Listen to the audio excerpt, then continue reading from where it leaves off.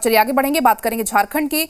झारखंड में पिछले 24 घंटे में कोरोना के 2037 नए मामले सामने आए, जबकि कोरोना से पीड़ित 41 मरीजों ने दम तोड़ा है। अकेले राजधानी रांची में 210 नए मरीज सामने आए हैं।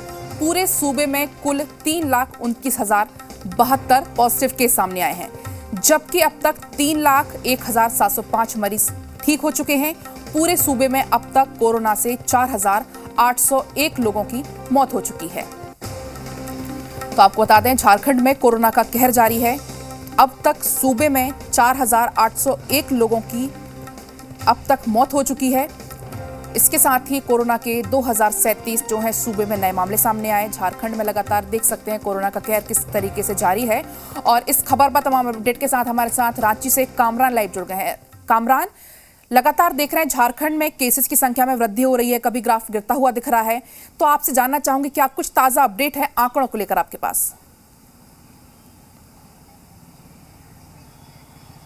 देखिए पलक, राज्य में बढ़ते कोरोना संक्रमण के दायरे पर ब्रेक लगाने के लिए राज्य में स्वास्थ्य सुरक्षा सप्ताह चल रहा है।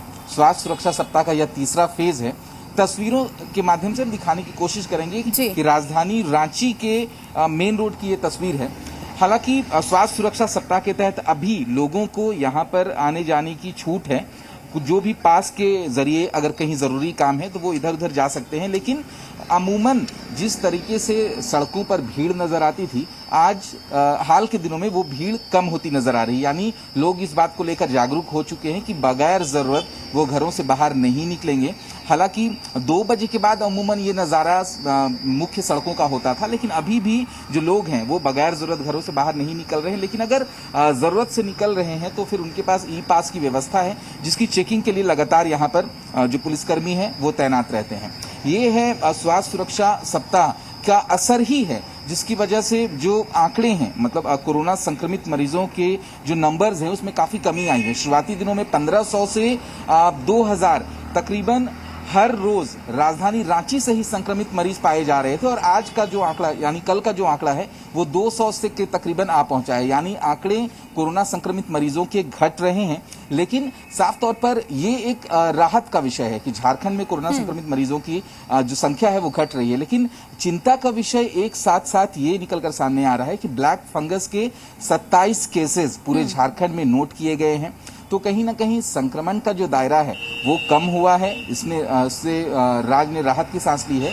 लेकिन जो ब्लैक फंगस के मामले सामने आ रहे हैं वो कहीं ना कहीं काफ़ी चिंता का विषय है। और आज मुख्यमंत्री की तमाम चीज़ों को लेकर एक बैठक भी होनी है। वो अहम बैठक होगी। अहम बैठक इसीलिए क्योंकि कहीं ना कहीं थर्ड स्ट्रेन की जो तैयारी है, जो अंदेशा है थर्ड स्ट्रेन का कि थर्ड स्ट्रेन आने को है, और उसके बाद कई जो बच्चों को अपनी गिरफ्त में लेगा, जो जिस तरीके से जानकार बताते हैं, तो उसकी तैयारी किस तरीके से है। तो मुख्यमंत्री राज्य और देश के जो विशेषज्ञ हैं उनके साथ वीडियो कॉन्फ्रेंसिंग के जरिए बैठक करेंगे, और उस बैठक के बाद उनसे इन तमाम चीज़ों को लेकर चर्चा की जाएगी। तो हम कह सकते हैं कि चौतरफा कोशिशें जो हैं वो तमाम चीज़ों की से निपटने के लिए झारखंड में तैयार है, और उसका असर देखने को भी मिल रहा है कि संक्रमित मरीजों की जो संख्या है उसमें गिरावट है। लेकिन सबसे अहम चीज़, अगर संक्रमित मरीजों की संख्या में गिरावट देखी जा रही है, लेकिन ब्लैक फंगस का जो मामला है ये चिंता का विषय है, और थर्ड स्ट्रेन का अंदेशा भी है, ये भी चिंता का विषय है। हालांकि कोशिशें चल रही हैं